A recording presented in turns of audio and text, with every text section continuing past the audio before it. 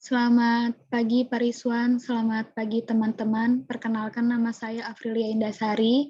Saya perwakilan dari kelompok 6. Di sini saya akan mempresentasikan yaitu tugas sejarah pemikiran mengenai tentang dialektiks. Berikut nama rekan saya, yaitu ada Harum Widya Laksitaningsi, Mira Asmara Dewi, dan Yufika Andriani.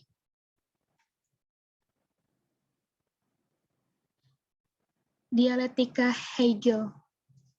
Dialektika merupakan suatu istilah yang biasanya digunakan dalam menggambarkan metode argumen filosofis dengan menggunakan proses kontraduktif dengan pihak yang jaraknya berseberangan. Misalnya, mempresentasikan argumen filosofisnya dengan cara berdialog atau debat secara bolak-balik. Dalam karakter Socrates, pada sisinya terdapat kelompok orang yang diajak bicara dengan Socrates atau merupakan lawan bicara.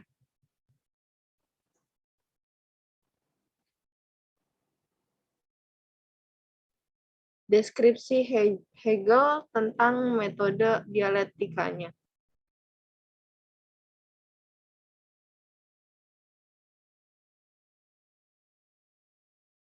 Next.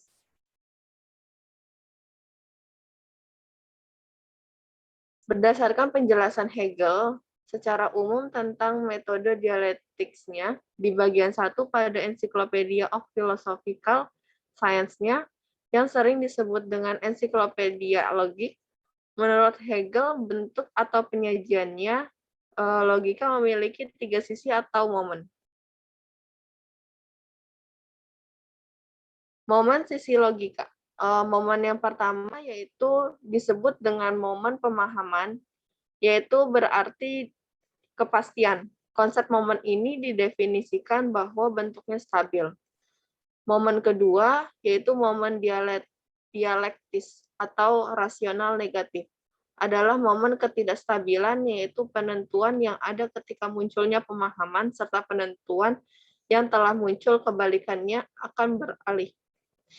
Momen ketiga yaitu momen spekulatif atau rasional positif, yaitu memahami kesatuan oposisi yang berada pada beberapa penentuan, serta merupakan hasil dari adanya pembubaran maupun transisi dari penentuan yang ada. Ada beberapa fitur dari akun ini yang menurut Hegel mengangkat metode dialektikanya di atas kesewenangan-wenangan dialektika Platon ke tingkat sains asli. Karena penentuan pada saat pemahaman menyublim itu sendiri, dialektika Hegel ini tentunya tidak membutuhkan ide terbaru agar dapat muncul secara kesewenang-wenangan. Karena penetapan-penetapan selanjutnya mengubah penetapan-penetapan sebelumnya tidak sepenuhnya dibatalkan atau ditolak. Contohnya, konsep apel yang didefinisikan sebagai makhluk hidup pada dirinya sendiri, kini didefinisikan menjadi sesuatu yang dikumpulkan oleh satu individu dengan lainnya. Mirip seperti apel, yaitu setiap apel akan menjadi apa adanya, yaitu sebagai apel yang berkaitan dengan sesuatu, dengan pihak atau pembatas sehingga dapat membuat sesuatu masuk ke yang lainnya, begitu juga yang terjadi sebaliknya.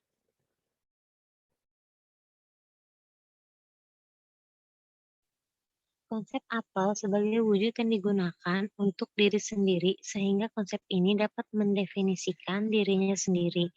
Konsep dapat dibayangkan sebagai penggambaran menjadi diri sendiri. Dialektika mengarah ke absolut, berasal dari istilah Hegel yang berarti konsep ataupun bentuk terakhir.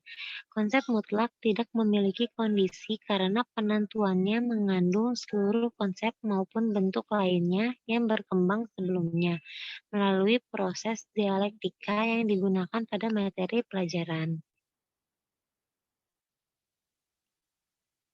Contohnya adalah absolut, yang digunakan sebagai logika oval serta berisi dan dikelilingi oleh cincin yang banyak berasal dari oval tersebut dan memiliki ukuran lingkaran lebih kecil. Konsep absolut yang digunakan dalam materi pelajaran akan mengarahkan satu sama lainnya. Saat mereka digabungkan, maka akan membentuk seluruh sistem filosofis Hegel. Seperti yang dikatakan oleh Hegel, karena itu menampilkan dirinya berbentuk lingkaran, sehingga penggambarannya seperti gambar di atas. Lalu yang terakhir yaitu menerapkan metode dialektika Hegel.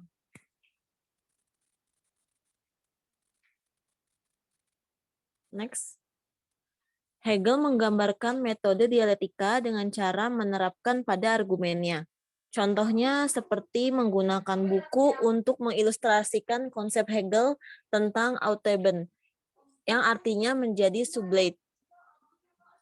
Sebagaimana yang kita ketahui, yaitu memiliki arti membatalkan serta melestarikan.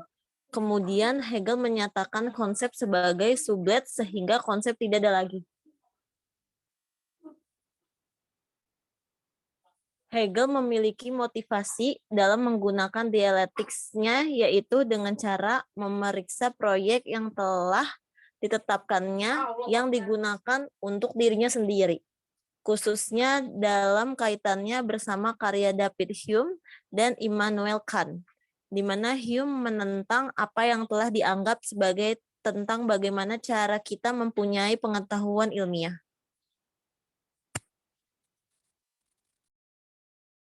Sekian penjelasan dari kelompok kami, kurang lebihnya mohon maaf. Terima kasih.